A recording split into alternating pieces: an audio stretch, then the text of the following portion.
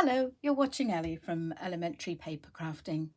I'm an independent Stampin' Up demonstrator here in the UK. I've done a different kind of video today. I recorded myself simply playing with two stamp sets, Drybrush and Beauty of Friendship. So what I've done is just played around. I've taken out the bits where I dropped things and couldn't decide what I was doing, etc. And then I've put the voiceover over the top. So yeah, I hope you enjoy the video. I will show you before what I ended up making, and it's this. And I have to say that during the video you'll see, quite a bit of things where I've done something wrong and I've, changed my mind, etc. But sometimes this happens to all of us, and I just sort of thought it'd be nice if you saw that sometimes I just simply play and see what happens. So without further ado, let's get on and show you the video. So starting with the dry brush, I like to use my Stamparatus to stamp with this one. I don't have a large block, so using the lid or door, whatever you like to call it, as my block really, I mount the stamp and then I make sure it's stuck down quite firmly. So I'm taking a piece of cardstock, which is the Very Vanilla, and this is roughly the size of a small card front. So, it's about 4 inches wide by about 5 3/4, 5.5 maybe length. I'm using our grey granite ink pad and making sure that the stamp's well inked up all over. When you do this, do make sure that you do go all over several times so that you don't leave harsh lines from the ink pad. So you'll see me stamping, pressing it down in different areas to make sure I eliminate those lines. So I put the piece of card on top, take a piece of scrap paper, and just to make sure that I put even pressure all over, I grab my homemade chucky, as they're called, just to make sure I get a nice even stamp all over. And then you have to pick it up quickly and straight off, and I got the desired effect. I was really pleased with that. So the next thing, I'm taking some more Very Vanilla cardstock, and with that I made myself a card base just by taking a piece of A4 and scoring down the middle. I'm using one of our decorative masks. These are from the mini catalogue and they're on page 65, and I'm using this one. If you want this item, you need to move quickly because this catalogue is only available until the end of June. The one I've selected is looks like vine leaves, sort of in a vertical direction. And I've chosen Pear Pizzazz and one of my blending brushes. And I'm just going randomly over the stencil. In some places, the ink will be heavier than others. And you do need to just dab off the excess ink onto a piece of scrap paper before you start. So I'm just brushing quite lightly up and down the stencil. You have to hang on to the stencil because they do tend to move. And when I've done that, I thought it looks quite nice, staggered, doesn't it? You can make the impression of some vine leaves hanging down.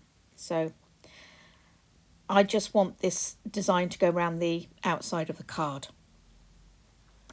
So I'm just taking this and realising that I need to cut off a little bit at the bottom. So I didn't need to measure that, just as long as it covers the centre of my card. I've decided that I'm going to take a piece of green cardstock, and I've chosen shaded spruce this time. And I'm cutting this so that it leaves just about 1/8 of an inch border all the way round. So that is, I added 1/4 of an inch to the top and bottom measurement of the cardstock. The trimmer's really, really useful for this. Now, as always, I don't like to waste cardstock. So once I've made sure that this measures correctly, I take the card and I gut the centre out of it. So if I do this, it means that I can use the piece of card in the middle for another project. Very useful for die cuts, etc. So that pops out so simply.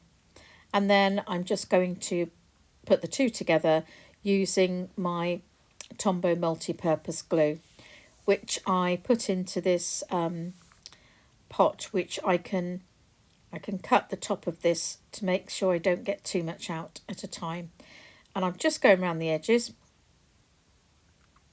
popping the two together, and you will see that that will give me that 1/8 of an inch border all the way round. So then all I need to do is put some more glue on the back of this, and then once I've made sure I've covered it evenly, I pop this onto the front of my card, just covering up the area in the middle that isn't decorated with stencil.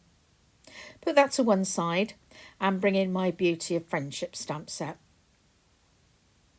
So I'm going to just flip over the dies out of the way, and I'm taking the two stamps that look like a sort of Christmas tree shape. And this is a two-step stamp, so you do the background of the stamp first. I'm using some more Very Vanilla cardstock, and I'm going to do the first layer in Granny Apple Green. So I take the first stamp, and this is like the background of it. And I really love this stamp because it even though it's the background, it still gives you two shades of this colour. It's very cleverly designed. You can't see it really well on the video, but there are two shades of green there. Then I've taken Old Olive and the second stamp, and then they're really easy to line up because they're being photopolymer and on acrylic block. You can see straight through. Pop that one on top and you get yet another shade of green, and that gives a really beautiful effect. So I'm bringing back in the Pear Pizzazz, I'm using Pear Pizzazz, that's the one I used to do the stenciling, and the second stamp. And again, I'm doing the same kind of thing. This is a sort of background stamp, and this gives two shades of the Pear Pizzazz. Then I'm bringing in the top stamp, and I'm going to use Cajun Craze for this one. So this is giving me a kind of autumnal effect for this other one. Excuse me. So they're stamped, and I'm bringing in the dies which you can purchase to go with this stamp set. So I've got the small tree silhouette and the larger tree. And then I'm taking the die that cuts out the Christmas tree or fir tree, and the other die that will cut out the smaller one. So to make it easier, I like to cut away the excess cardstock. So I'm taking the soft suede card, and I'm going to just cut the top of this off. Makes it easier to fit through my die cut machine.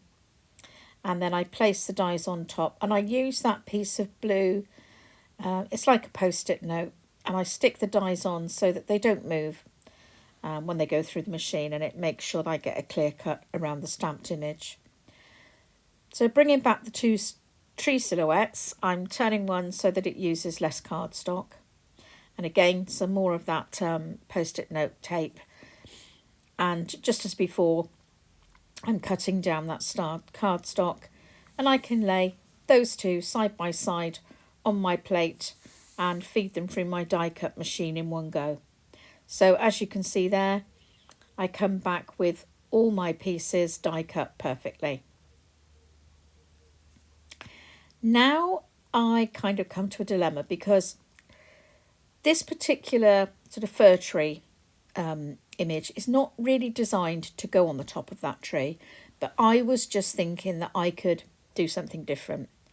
And as soon as I did that, I didn't like it.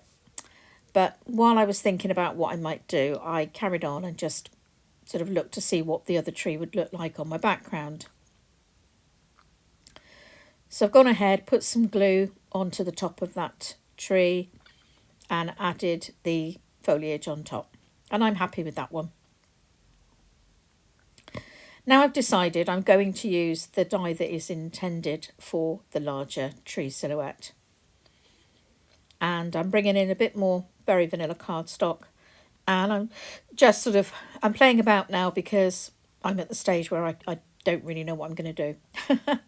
So I've come back with the old olive and the fir tree stamps. I'm going to use both of them again.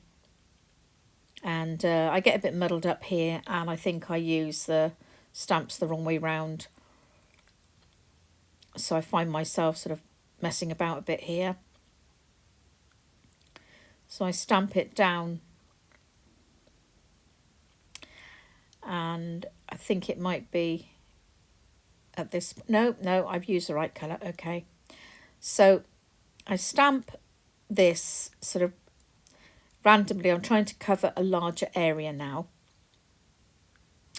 So, and then I choose the other stamp. I've just checked there to see my area is big enough. Use the other stamp that gives me the other shade of green, and just going all the way around to get a piece of sort of mottled effect cardstock that I can cut this one out of. And then I go ahead and I cut that with my die cut machine. So when I release this, I like to use my little brush on top of the sponge. And that helps me to get all the bits out really quickly. And then if you just use a pointed tool to just release it from the die, it comes out really well. So I'm popping that on top of my tree silhouette, and yeah, it's perfect now. You know, I realised I should have just gone with the design of the stamp set and dies to begin with, but you know, we all like to have a little play around. So I've decided I'm going to use the fir tree and just make a pleasing arrangement with the 3 trees.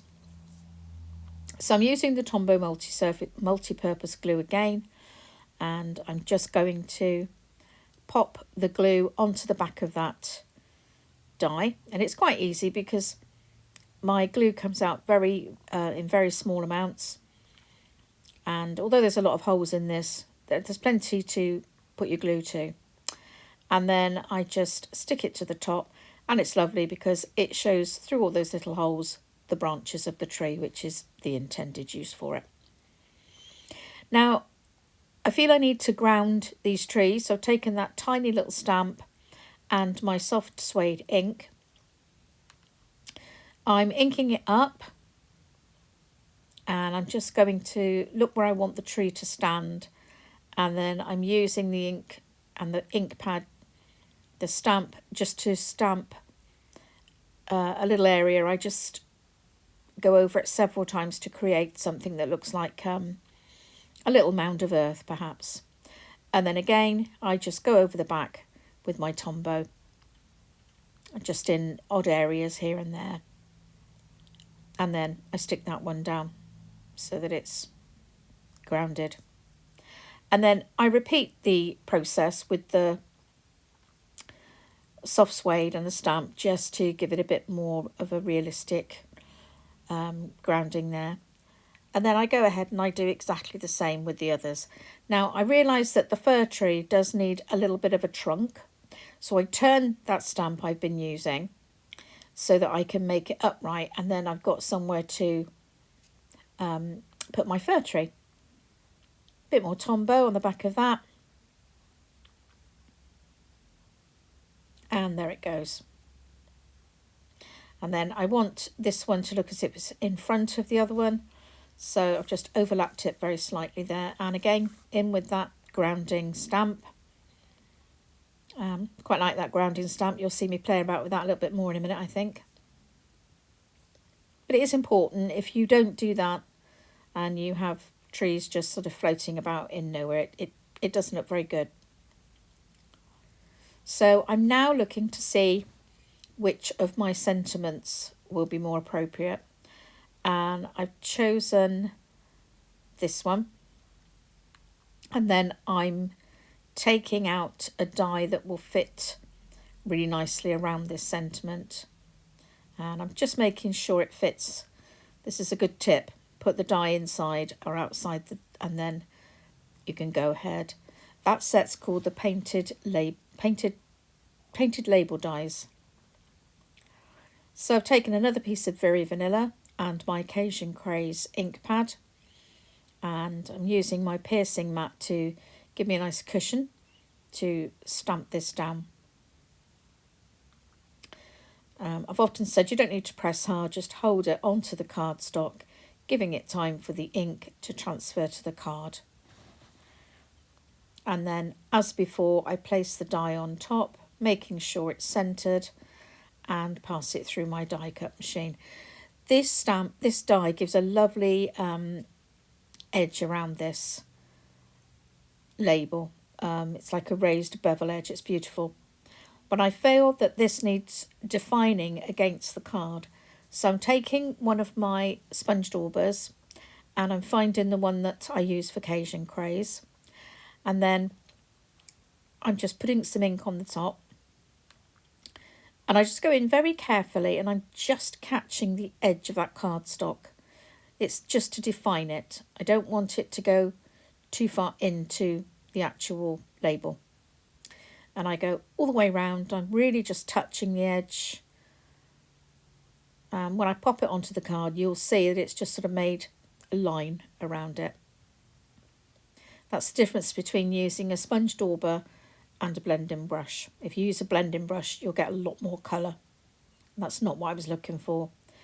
I lost my dimensionals, or I forgot to order some new ones, and I'm using some old foam pads that I found somewhere. And I'm just popping that in the corner there so that it goes off of the corner of my top part. So that's my card made with the Drybrush and Beauty of the Friendship stamp sets.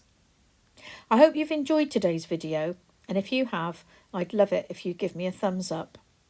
If you're not already subscribed, then I'd love it if you would subscribe too.